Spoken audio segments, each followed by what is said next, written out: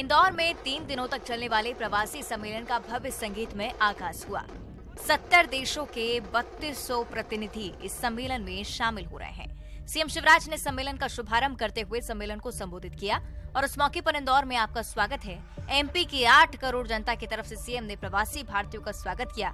कहा, ये सिर्फ शब्दों में नहीं, ये आत्मीय स्वागत और भावनाओं का प्रकटीकरण इंदौर की सड़कों पर दिख रहा है। भारतीयों की क्षमता से आज पूरा विश्व परिचित है। इससे गूगल, माइक्रोसॉफ्ट, एडोब जैसी बहुराष्ट्रीय कंपनी में भी भारतीय ही भारतीय नजर आते हैं।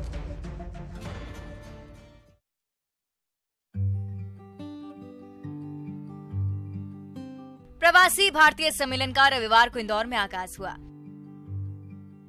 सीएम शिवराज सिंह चौहान ने प्रवासी भारतीय दिवस का उद्घाटन किया। युवा प्रवासी भारतीय दिवस सम्मेलन में मुख्यमंत्री शिवराज सिंह चौहान ने कहा कि अब भारत के पास मेक इन इंडिया और डिजिटल इंडिया है। पीएम मोदी के नेतृत्व में अब देश आत्मनिर्भर बन रहा है। इसी दौरान मध्य प्रदेश के गृह मंत्री नरोत्तम मिश्रा ने प्रवासी भारतीय दिवस के दौरान जियो के ट्रू 5G एक्सपीरियंस सेंटर में अत्याधुनिक जियो ग्लास का अनुभव किया।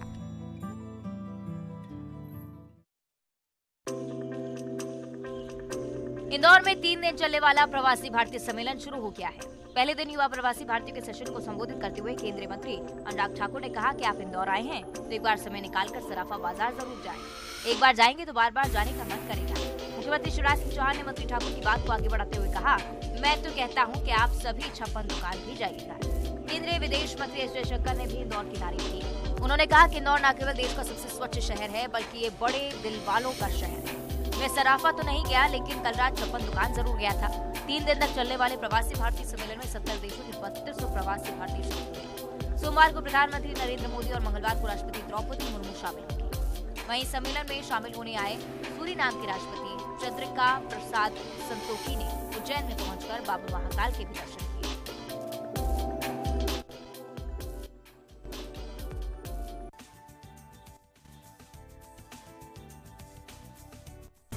छत्तीसगढ़िया ओलंपिक की राज्य स्तरीय प्रतियोगिता का आज आगाज हो गया। उद्घाटन राजधानी रायपुर के बलबीर सिंह जुनेजा इंडोर स्टेडियम में हुआ। इसमें गिल्ली डंडा, पिट्ठू, फुकड़ी, गेड़ी, दौड़ और भवरा की प्रतियोगिता का आयोजन किया गया। ग्रामीण से लेकर राज्य तक कुल 6 स्तरों पर ये प्रतियोगिता आयोजित की जाएगी। मुख्यमंत्री ने दीप प्रज्वलित कर छत्तीसगढ़ महतारी की पूजा अर्चना कर राज्य स्तरीय प्रतियोगिताओं का शुभारंभ किया। इस आयोजन में 14 तरह की खेल विधाओं को शामिल किया गया है। इसमें गिल्ली डंडा, पिट्ठूल, संखली, लंगड़ी दौड़, कबड्डी, खो खो, रस्साकशी, बाटी, बिल्लस, फुगड़ी, गेड़ी दौड़, भवरा, 100 मीटर दौड़ और लंबी कूद आदि शामिल है।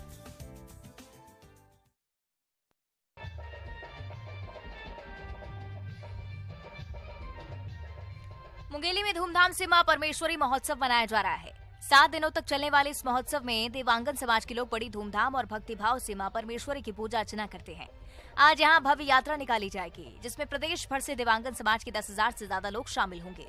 ऐसे में शोभा यात्रा के लिए पुलिस प्रशासन ने व्यापक इंतजाम कर रखे हैं।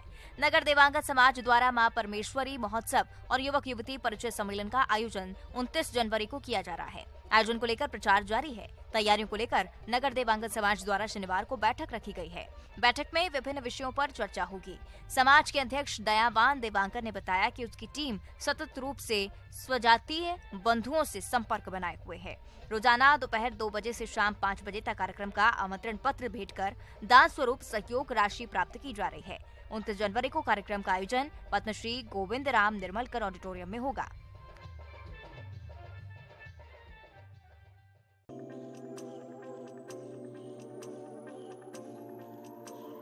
प्रदेश के कूनो राष्ट्रीय उद्यान में एक बार फिर 12 चीतों को लाने की तैयारी है।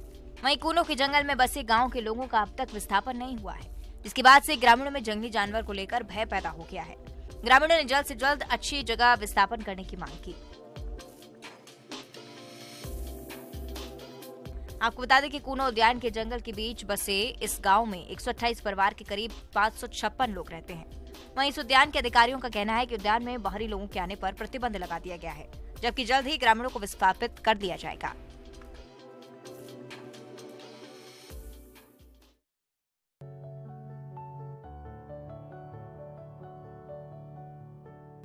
आइए अब आपको एक ऐसी बेटी की कहानी सुनाते हैं जिसने सही प्लानिंग और कड़ी मेहनत से वो कर दिखाया जिसकी किसी ने उम्मीद भी नहीं की थी। ये कहानी स्मारिका चंद्राकर की है। स्मारिका ने इंजीनियरिंग और MBA की डिग्री लेकर पुणे में अपना करियर बनाया। वो एक निजी कंपनी में ऊंची तनख्वाह पर नौकरी कर रही थी, ठाट बाट के साथ अपनी जिंदगी जी रही थी। लेकिन आप ये जानकर हैरान रह जाएंगे कि स्मारिका ये सब छोड़कर अपने गाँव लौट गयी। वहाँ उन्होंने सब्जी की खेती शुरू की। आज 2 साल में स्मारिका का सालाना टर्नओवर 1 करोड़ के पार हो चुका है। वो 100 से ज्यादा लोगों को रोजगार भी दे रही हैं। इस काम में स्मारिका को उनके पिता, भाई और बहन का भी साथ लगातार मिलता रहा, जिसने उन्हें इतना कामयाब बनाया।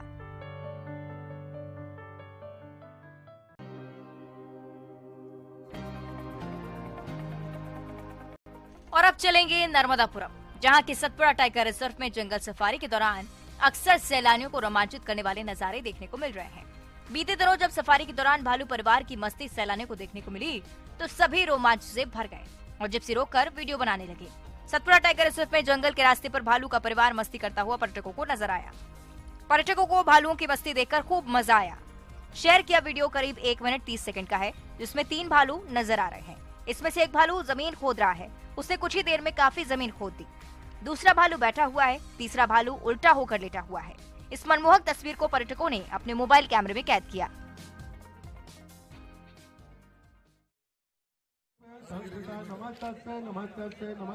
सुकमा के नक्सल प्रभावित इलाके में सीआरपीएफ जवान ने 12 जोड़ों की शादी कराकर मिसाल पेश की है। जिले में नक्सल मोर्चे पर तैनात सीआरपीएफ 2 बटालियन ने एक एनजीओ की मदद से गरीब 12 आदिवासी जोड़ों की शादी करवाई, जिसमें मंत्री कवासी लखमा शामिल हुए। सभी जोड़ों को आशीर्वाद दिया गया। बता दें कि जिला मुख्यालय स्थित मिनी स्टेडियम में सीआरपीएफ 2 बटालियन में तैनात जवान ने एक एनजीओ की मदद से 12 जोड़ों की शादी करवाई। सीआरपीएफ की इस पहल की हर कोई तारीफ कर रहा है।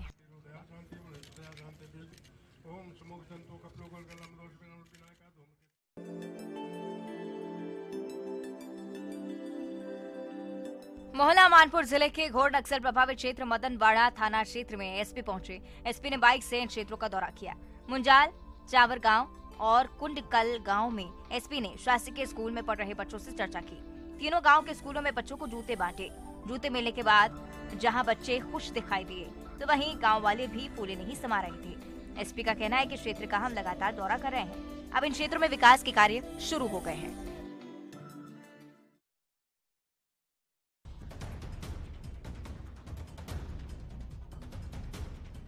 भोपाल में बदमाश के हौसले इस कदर बुलंद हैं कि उन्हें कानून और पुलिस का जरा भी खौफ नहीं। टीवी स्क्रीन पर ये लोग गुंडे बदमाश हैं जो एक युवक को घेर लेते हैं। उसके बाद युवक पर एक एक कर वार करते हैं। इन बदमाशों के हाथों में पत्थर, डंडा और चाकू है। पहले पीड़ित युवक की बदमाशों से झड़प होती है। देखते ही देखते झड़प इतनी बढ़ जाती है कि बदमाश युवक की पीठ में चाकू घोंपकर भाग जाते हैं। ये पूरी घटना सीसीटीवी में कैद हो गई। बता दें कि बदमाशों ने युवक को छेड़खानी के शक में चाकू मारा। चाकू मारने वाले बदमाश आदतन अपराधी हैं। ये पूरी घटना चांदबाड़ी इलाके की है। फिलहाल पुलिस ने मामला दर्ज कर आरोपियों की तलाश शुरू कर दी है।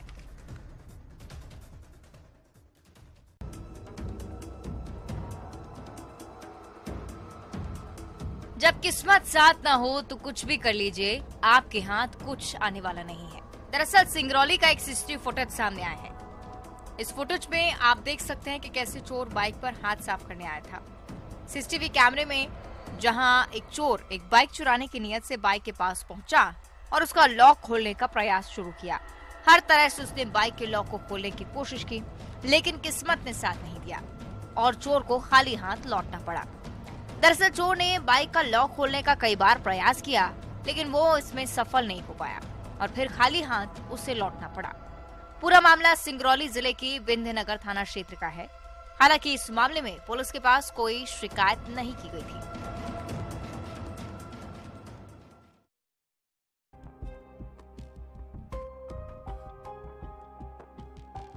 जशपुर के पत्थल गांव से आगजनी की भीषण तस्वीर सामने आई है। तस्वीरों में साफ दिख रहा है कि कैसे ट्रक आग की लपटों से घिरा हुआ नजर आता है। चंद सेकंड में पूरा का पूरा ट्रक जलकर खाक हो जाता है। बता दें कि जिले में चावल से लदे चलते ट्रक में अचानक से भीषण आग लग जाती है। आग लगने के बाद ट्रक धू धू कर जलने लगता है। हालांकि ट्रक चालक क्लीनर कूदकर अपनी जान बचा लेते हैं। ट्रक पत्थल गांव से अंबिकापुर की तरफ जा रहा था, तभी ये घटना हो गई।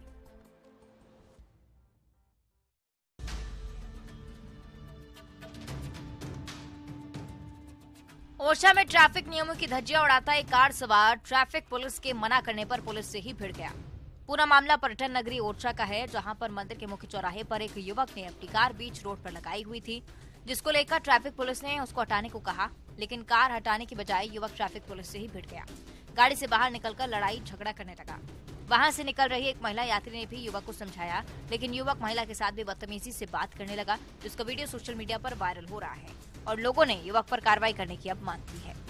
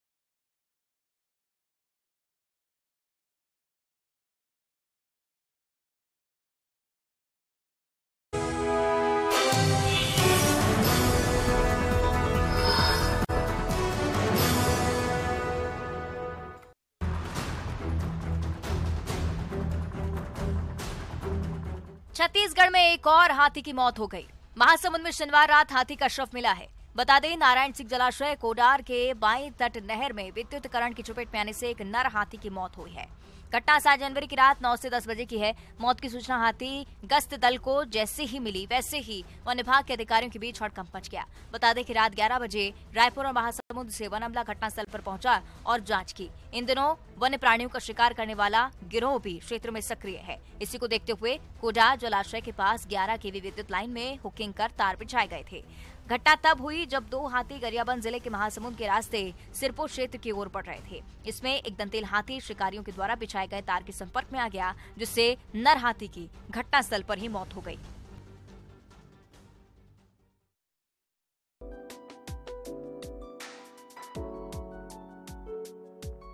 मध्य प्रदेश की पूर्व मुख्यमंत्री उमा भारती ग्वालियर जिले के लाल पिटारा गौशाला पहुंची। उन्होंने गायों के बीच गौशाला में वक्त गुजारा, गायों को दुलार कर चारा खिलाया। लाल टिपारा गौशाला को लेकर उमा भारती बोली, ये प्रदेश की वास्तविक आदर्श गौशाला है।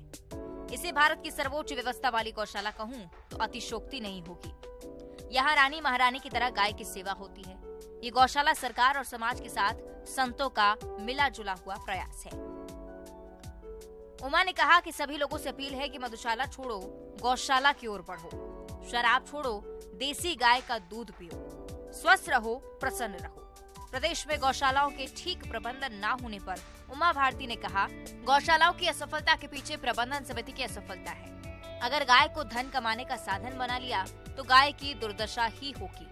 कहा कि सीएम शिवराज सिंह चौहान को कई बार सलाह दे चुकी हूँ, गौशाला को तब तक स्वीकृत मत करो जब तक ये सुनिश्चित न हो जाए कि वो चल भी पाएगी या नहीं।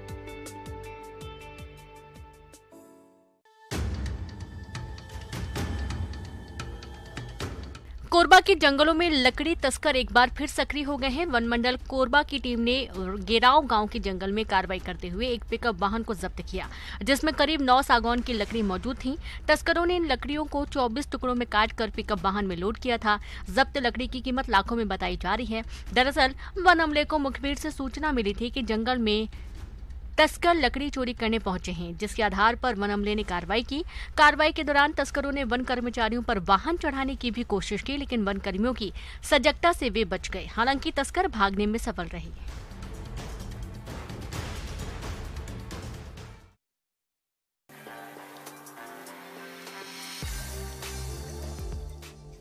छत्तीसगढ़ का प्रयागराज राज्य में त्रिवेणी संगम का अस्तित्व खतरे में है। यहाँ देश के अलग अलग राज्यों से लोग स्नान, दान, अस्थि विसर्जन आदि कर्मकांड के लिए पहुँचते हैं। ये तस्वीर चिंताजनक है कि नदी में चारों तरफ कचरों का अंबार फैला हुआ है। बदबू की वजह से हैजा या गंभीर बीमारी फैलने का खतरा भी बन रहा है। नदी में पानी की जगह प्रदूषित पानी, रेत की जगह कीचड़, नालियों और राइस मिलों का गंदा पानी बहता है। लाखों करोड़ों रुपए नदी में मेले के नाम में हर साल खर्च किए जाते हैं, पर अस्थि विसर्जन करने आए लोग यहाँ की स्थिति देख चौंक जाते हैं। राजीव नगर पंचायत अधिकारी का कहना है कि लगातार सफाई का अभियान चलाया जाता है, लेकिन स्थिति कुछ और बता रही है। वहीं जल संसाधन विभाग की ओर से इस ओर ध्यान नहीं दिया जा रहा।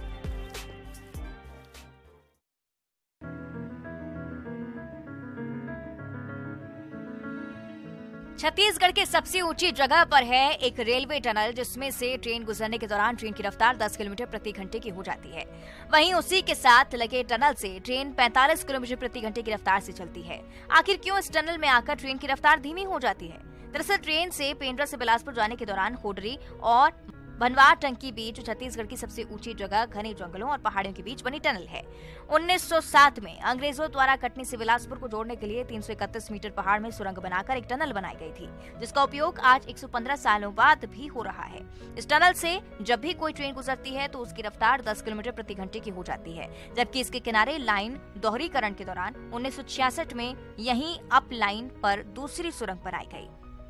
इसकी उम्र पुरानी सुरंग से 59 साल कम है और लंबाई 109 मीटर ज्यादा, लगभग 441 मीटर। इतनी लंबी होने के बाद भी इस टनल से ट्रेन 45 किलोमीटर प्रति घंटे की रफ्तार से निकलती है। वहीं पुरानी टनल से रफ्तार 10 किलोमीटर की रफ्तार रहती है।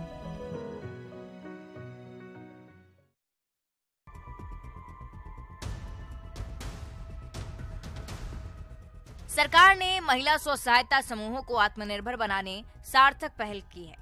स्व सहायता समूहों को समर्थन मूल्य पर धान और गेहूं खरीदी करने की व्यवस्था की।